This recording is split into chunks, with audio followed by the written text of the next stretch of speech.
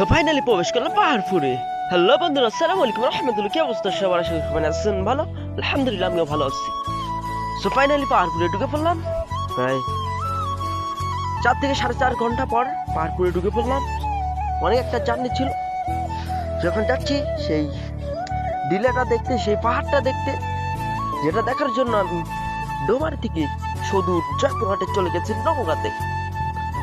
তো যাচ্ছি আমি পায়ে হেঁটে সেই পাহাড়টা দেখার জন্য। এদিকের সৌন্দর্যটা দেখেন, কত মানুষ এসেছে এটা দেখার জন্য। আর এখান থেকে দেখা যাচ্ছে ওই পাহাড়টা। তো দেখেন এদিকে ফুলগুলো, গাছগুলো কত সুন্দর করে তারা তৈরি করেছে।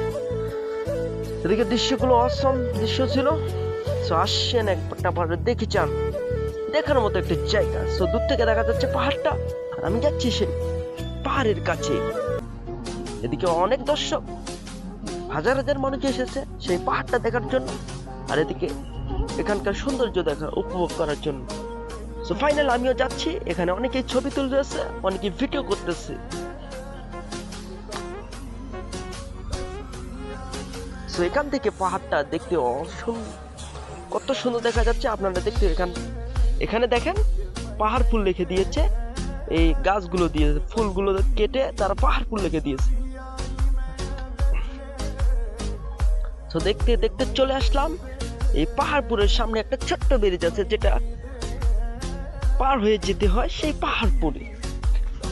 সো যাচ্ছি, দেখেন কতগুলো মানুষ এটা দেখার জন্য এসেছে।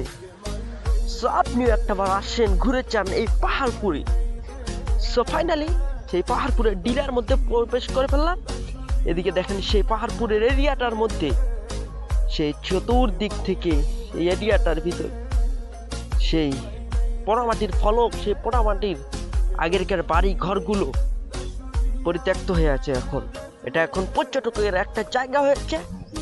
সেখানে দেশ বিদেশ থেকে মানুষ আসে, ঘুরে যায়। সো আপনিও চলে আসেন। সো ফাইনালি চলে আসলাম সেই পাহাড়পুরের সামনে থেকে দেখেন ভিউটা কিরকম। অসম একটা ভিউ, আসলেই বুঝতে পারবেন। আর হাজার হাজার দর্শক এসেছে সেই পাহাড়টা দেখার জন্য, সেই টিলাটা দেখার জন্য।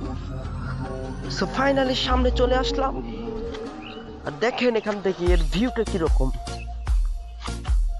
আর মানুষ তো দেখেন হাজার হাজার মানুষ। সো দেখেন আমি জুম করে দেখাচ্ছি আপনাদেরকে সেই পাহাড়ের ফলকগুলো। সো ভালো থাকেন।